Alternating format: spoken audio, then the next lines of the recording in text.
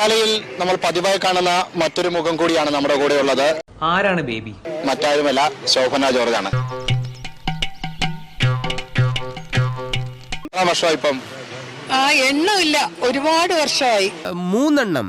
അതെ, എന്റെ കൂട്ടത്തില് ഉള്ള ആള് ഇങ്ങനെ പൊങ്കാലയെ കുറിച്ച് പറഞ്ഞു. അന്ന് ഞങ്ങൾ ഇവിടെ തിരുവനന്തപുരത്ത് താമസിക്കാൻ വന്ന കാലമായിരുന്നു.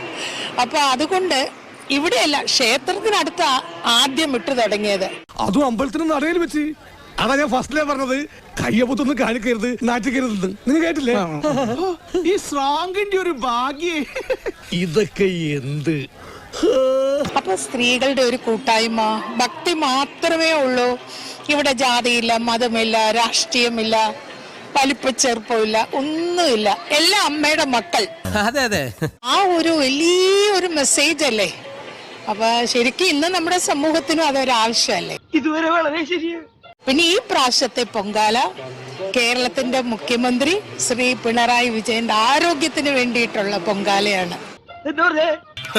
പാവം പട്ടാണെന്ന് തോന്നുന്നു. അമ്മയ്ക്ക് എന്റെ അർപ്പണം അതാണ്.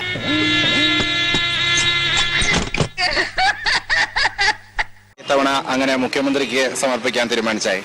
അതങ്ങനെ ഞാൻ ഈ പൊങ്കാലയ്ക്ക് വരുന്നത് വരെ ഞാൻ അങ്ങനെ ചിന്തിച്ചില്ല.